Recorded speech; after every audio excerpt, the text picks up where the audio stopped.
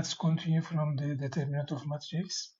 Last time we were left here. We are continuing directly from the book, skipping certain sections which it's easy to read or understand. But generally, we will go through the steps which are skipped sometime for making the calculation clear. For example, this is a theorem I want to talk about. This theorem says the transpose of a matrix. Transpose means what? Exchanging the rows and columns. For example, I will take this example here, only here. Transpose means 2, 3, 4, 5. It means I and j will interchange. So for example, if there is element of aij in any place in the matrix, that will go to aji. To be able to imagine the transpose, you should be able to see like this. If this is A11 and A12 and going like that, it is A21, A31 going like that. There is a symmetry from diagonal and then exchanging the rows and columns, folding it in a sense. So it means since we are able to calculate the determinant of, we are talking about this statement here, since we can use any column or row and find the cofactors and continue from there, you calculate the determinant of a matrix. So when you transpose it, the relative location of the cofactors and the elements you are multiplying with the cofactor for the minor is not really changing. So let's say you are talking the top row and you take this element and then find this matrix, right? So when you go back to see that this is symmetrical now, instead of this one, you are taking this element. So by observing, the user is able to prove easily by finding any matrix and then replacing and see that the result will be same. So to show this, so here is the generic matrix. Normally, we say A11 times the cofactor of A11 times plus A12 times cofactor of A12 plus A13 times cofactor of A13. So now, if you make the transpose is something like this: A11, A12, A13, A21, A31, A22, A32, A23, A33. So now, assume you are taking A11 from here. What was it about? A11 is coming from here. Generally speaking, looking at the determinant of this element, 2 times A33 minus this one, right? So now, if you go back to see the same element here, it will change or not? A22 times A33 minus A23, so nothing is changed. Why? Because it is symmetrical part is changing this way, so it's here or here doesn't affect the multiplication. Let's go to another element, A12. We are looking about this row and this row, right? So I will make it red. Red means this is the cofactor of this element, right? So now, to be able to find this cofactor, we are saying that this will multiply and then multiplication of this one will be subtracted.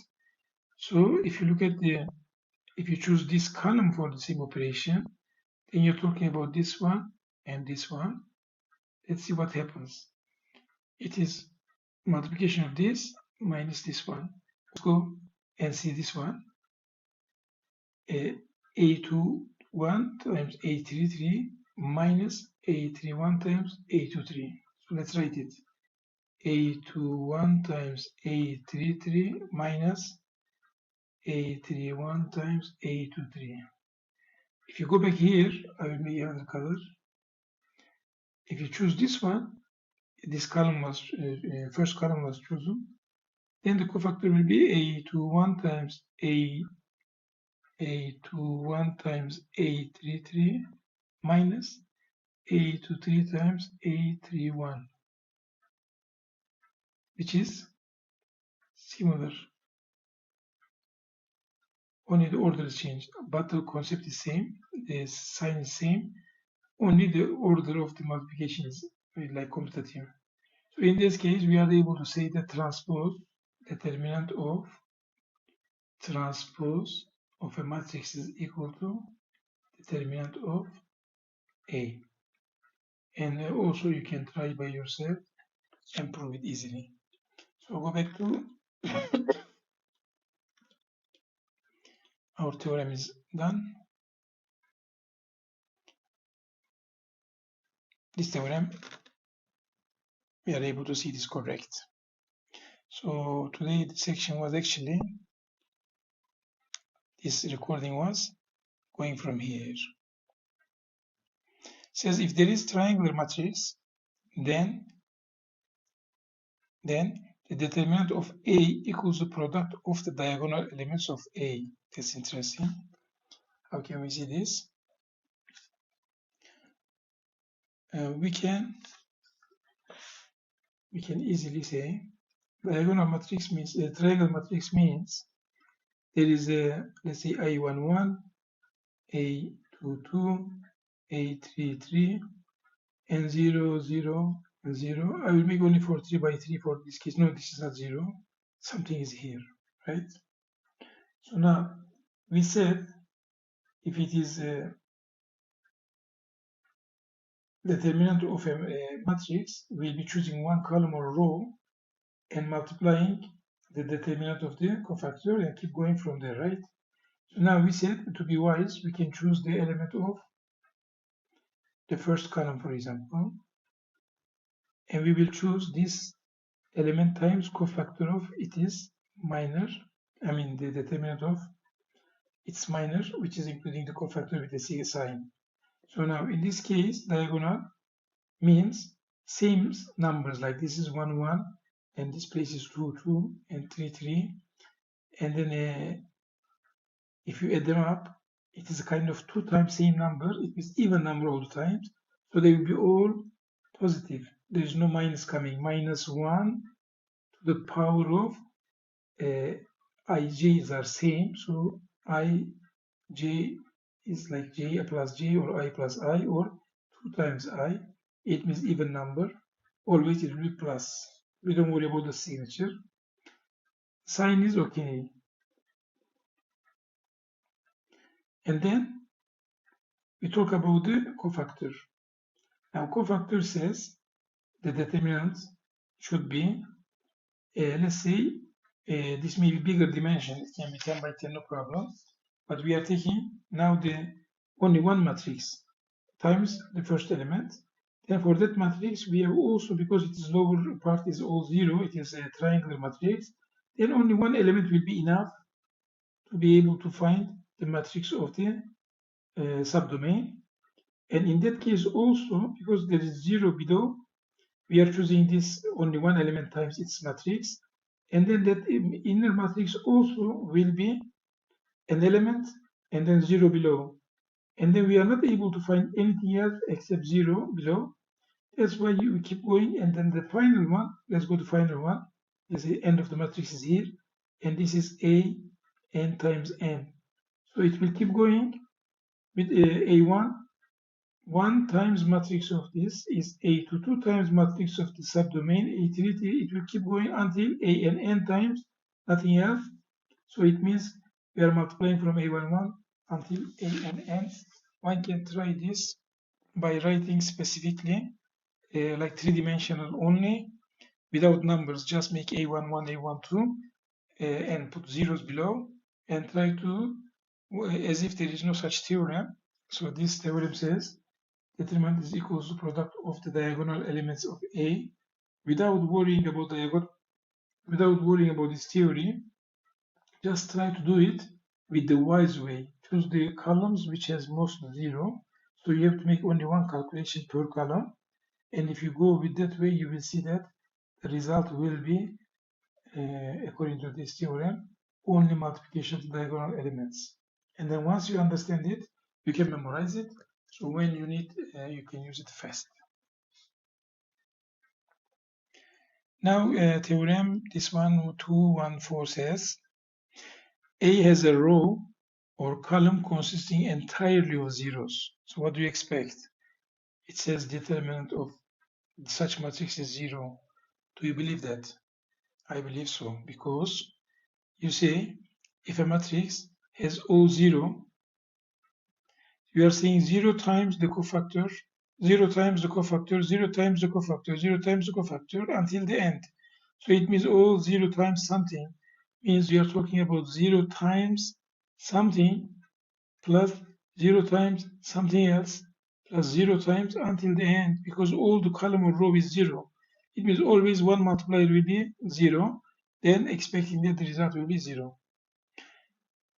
And then it says if there is two identical rows or identical columns, then determinant is 0. I don't understand why we have to make such theorems, because observation will be immediately giving the result for you.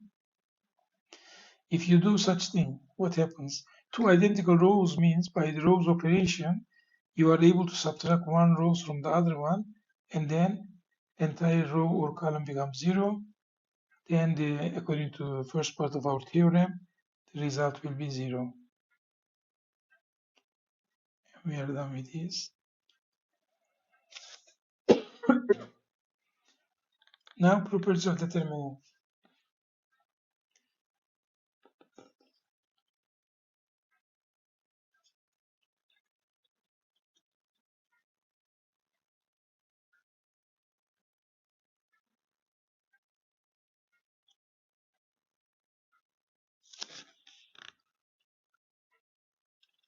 The row operations, we will talk about row operations.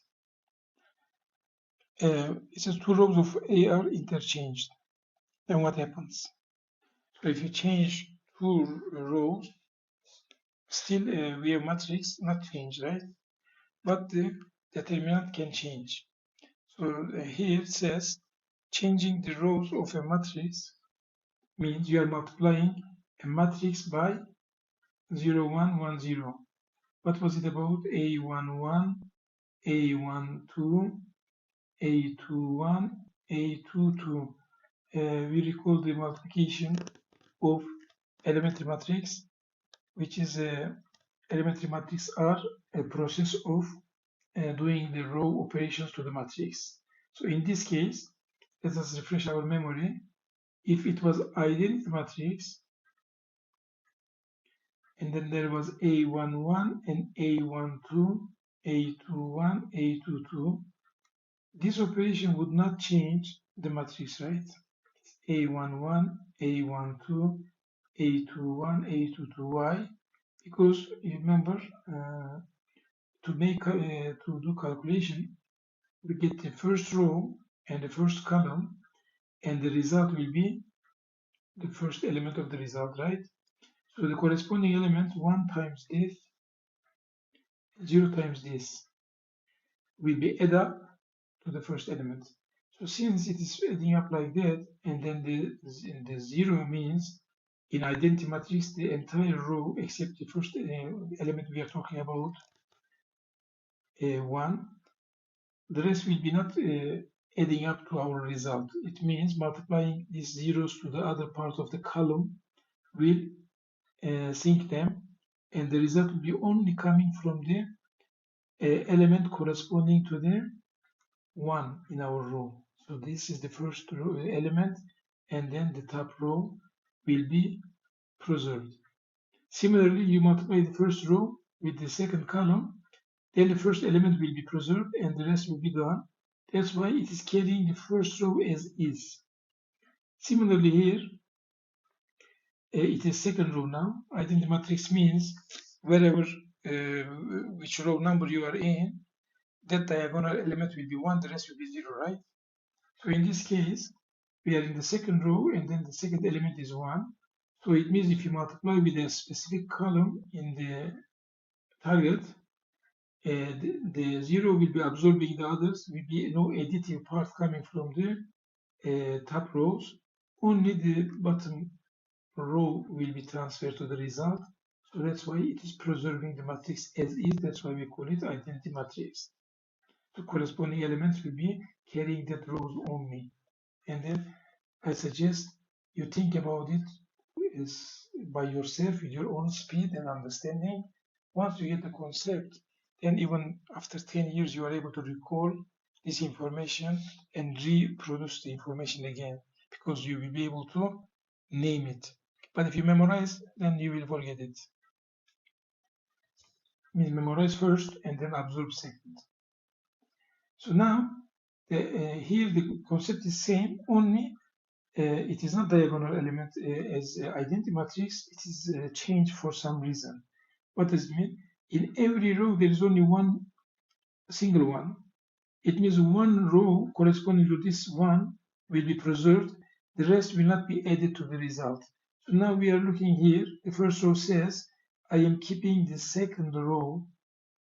It means when you multiply with the column, one will correspond to this bottom one.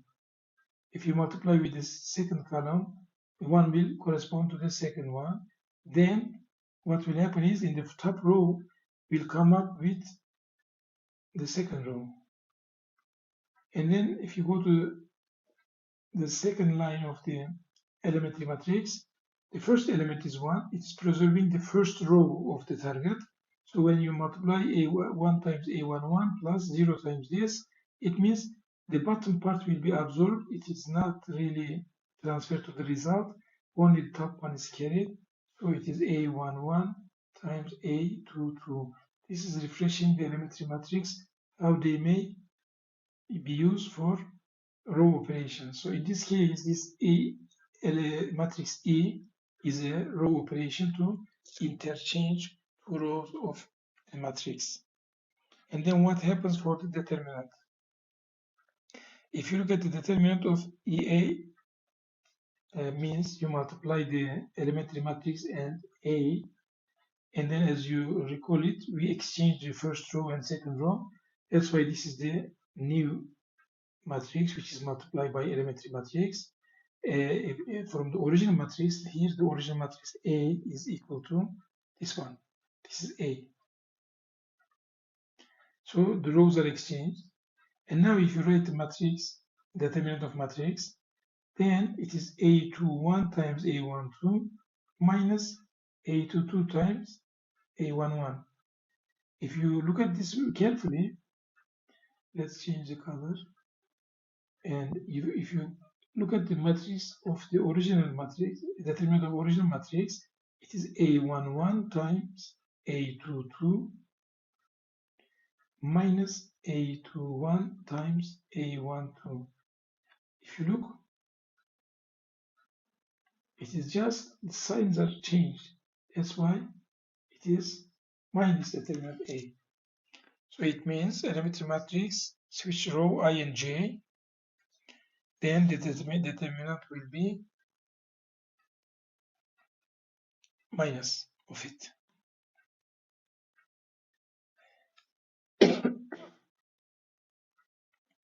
And it's same for three-dimensional. You can check it out from here. There is nothing really difficult in these steps. You go step by step and see the result. And in general, we can say determinant of elementary matrix multiplication will be the negative or -1 times the determinant of the original matrix.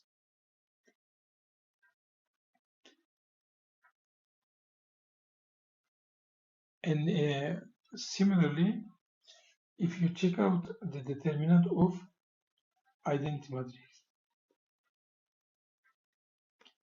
determinant of identity matrix is 1. Why? See, 1 times 1 minus 0 is equal to 1. But what about the elementary matrix? elementary matrix is something like this: 0, 1, 1, 0, right? And what is the determinant of this one? It's -1.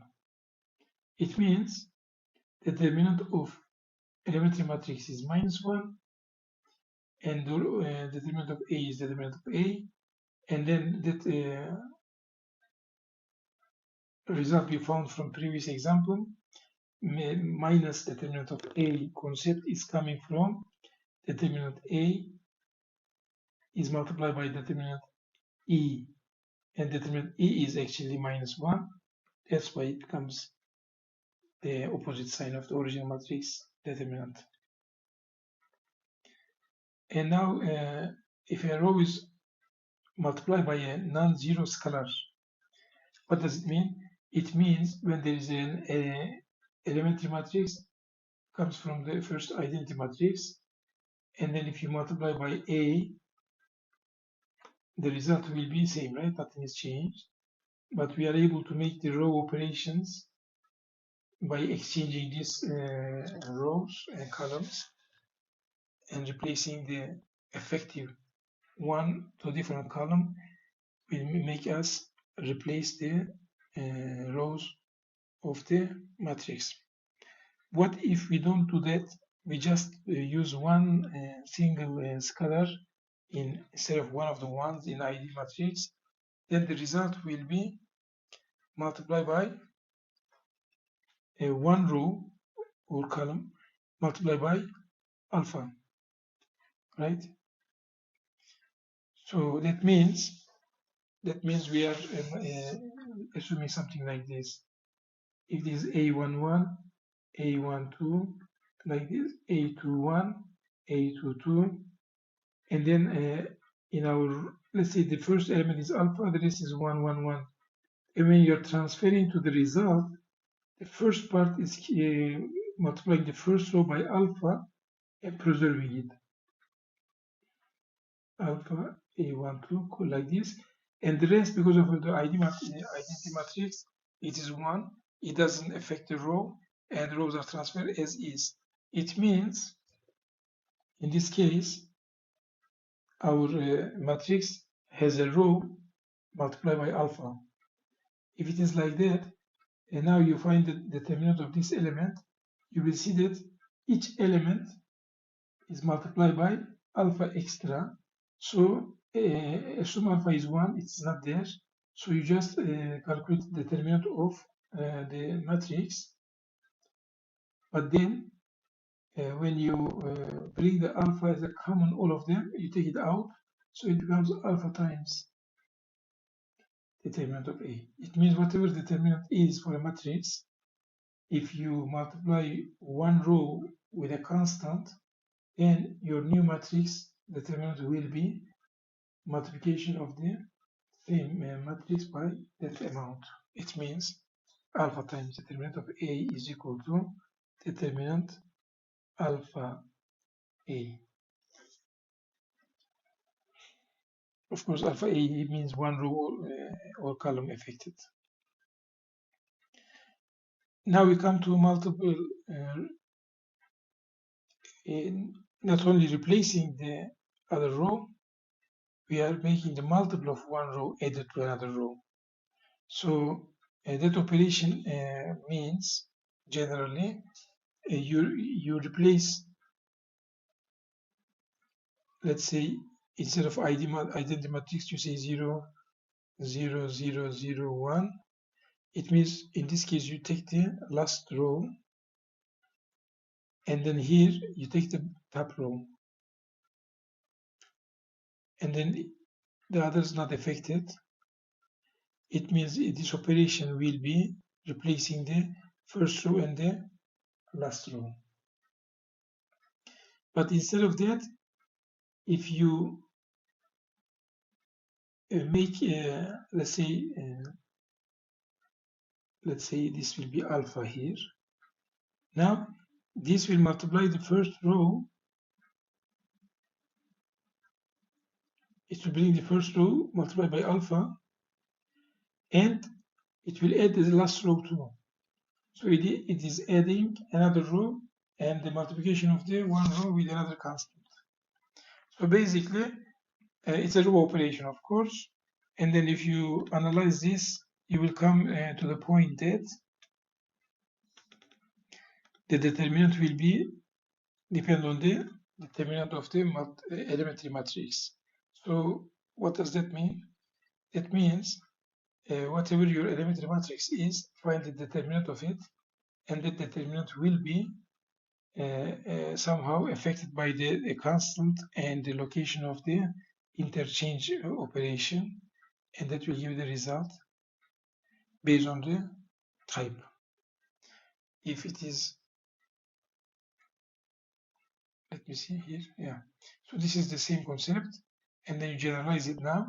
You say, if it is first type, it means changing the rows, it will be, determinant will be times -1. If it is by alpha affected, alpha is not 0, then type 2, then your determinant will be multiplied by alpha.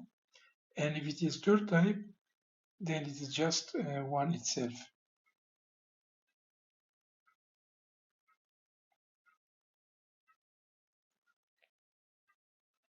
Let us see the summary here.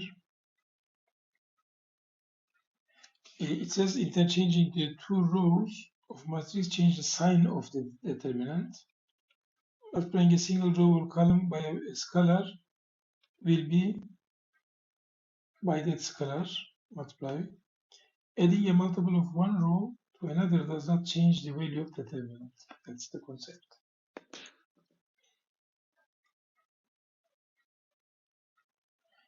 And coming back to singularity, matrix is singular if determinant is 0. This is very important rule. Huh? We are doing all this calculation to be able to use for this concept. It is singular if determinant is 0. And then when you are trying to make echelon form, you are multiplying with the elementary matrices such that you are changing the A to U. For example, in this case, we say determinant of the result operated matrix is the multiplication of all the determinants of the used of elementary operations. Whatever you did, that's why we have to remember that instead of the row operation, we have to use the elementary matrices so that we can make the systematic way. One systematic way is beneficial for this case is how many elementary matrices you use to bring to the final shape of the matrix. Then each elementary matrix multiply their determinant will bring the final determinant. So finding the determinant of the final case depends on the how many operations you did, and each operation has its own elementary matrix, and that determinant will be coming up to the result.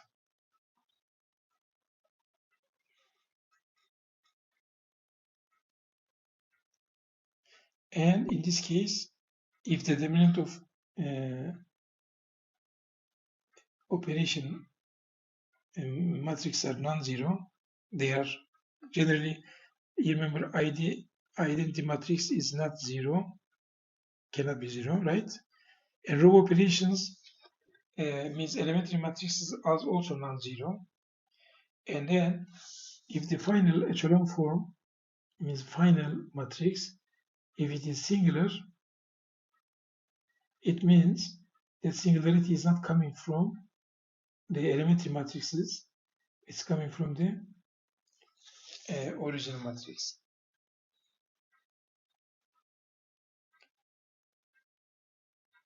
So if it is non-singular, means determinant is never 0, then the result will be never 0.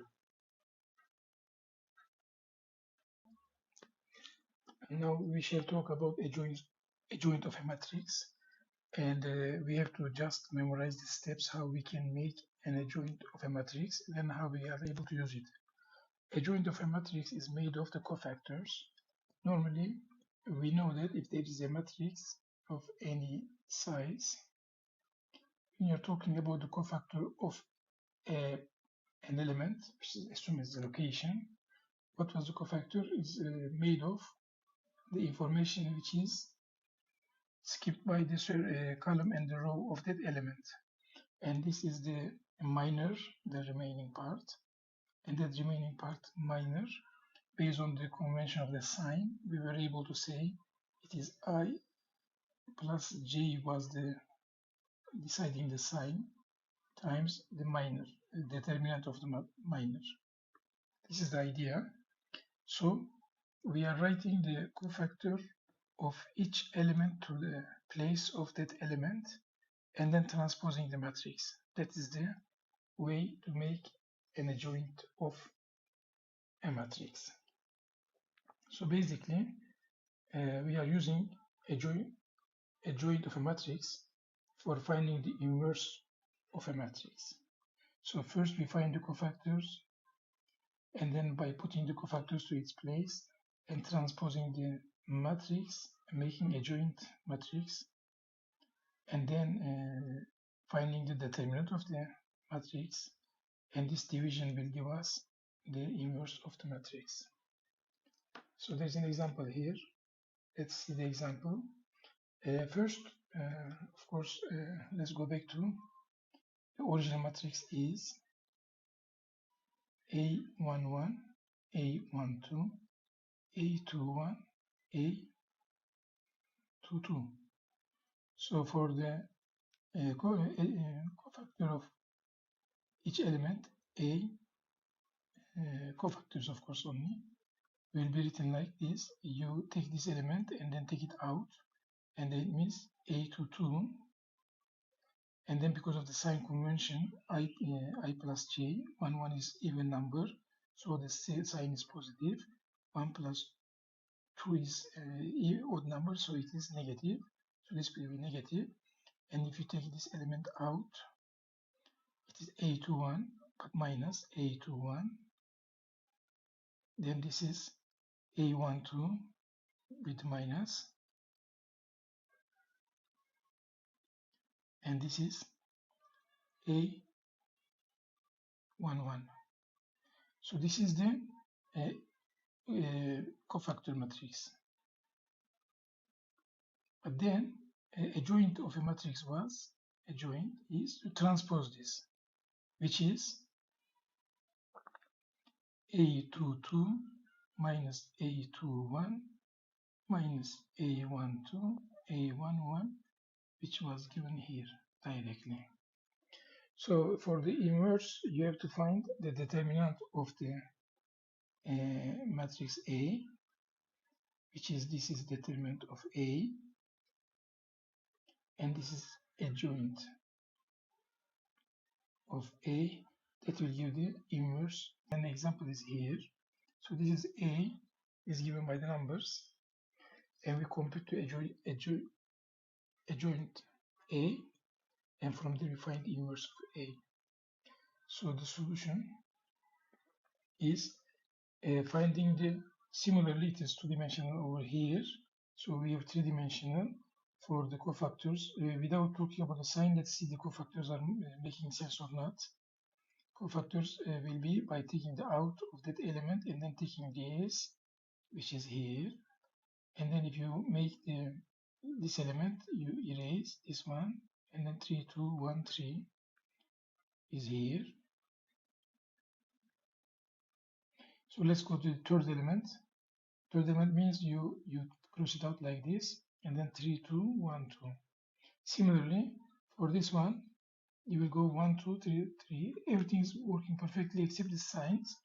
Since we said the I plus j will decide the sign of the each cofactor, and then 1 plus 2 is 1 plus 1 is even, this is plus, this is minus, plus, minus, plus, like that.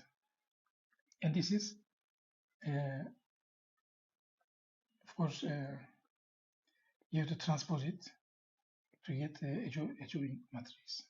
So this is the cofactor matrix, and there is T over here. It means it's not transposed yet for making the adjoint of A. Once you find the adjoint A, now you are able to say that I can find the inverse of this matrix by dividing this matrix to determinant of A. So here the determinant of A is a scalar number. It's just a number if it is non-singular matrix. So we are dividing a matrix by a number means dividing everything by that number. So it can be an assignment to find the determinant of this matrix. But finally, you will divide this matrix, each element by 5, and that will be giving the inverse of this matrix. So the Cramer rule says determinant of AI, it means there is a matrix times the vector x, and then equal to right hand side b1 like that, x1 like that, and this is A. So when you see AI be the matrix obtained by the replacing the ith column of A by B. For example, this is the first column. If you put B inside of the first column, then it becomes like this: B1, B2, etc. And then I1, 2, like that. So this is called AI, means A1 actually in this case. So it means we have a replacement of B inside of A to the interest column, then that becomes the determinant of AI. So in this case, it says xi means that which variable you are looking for. Let's say the first variable, first column, second variable, second column.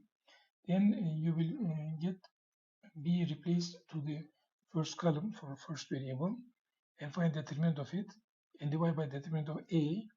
Then you find that specific variable. So the proof is here, but we will not go to the proof. We will directly speak about the implementation. So if this is given, we know that A is equal to coefficient matrix, which means 1, 2, 1, 2, 2, 1, 1, 2, 3. And B is equal to 5, 6, 9. And our vector x is equal to x1, x2, x3. Now, you want to find A1, then it means you replace the first column. Let's make it different color. You replace this one with this one, then becomes A1. See 5, 6, 9, and then the rest of the matrix are same. And then the determinant of this will give determinant of A1. Similarly, if you want to replace the second column by B, it will become A2. Similarly, if you replace the third column, it will be A3. You find the determinant of each like this, and then the determinant of A means without replacing B to any column in original coefficient matrix. So by these parameters, we are able to find the unknowns x1, x2, and x3. This is determinant A1 divided by determinant of A. Similarly 2 and then 3. This is the Cramer rule. And that's the end of the class. Thank you.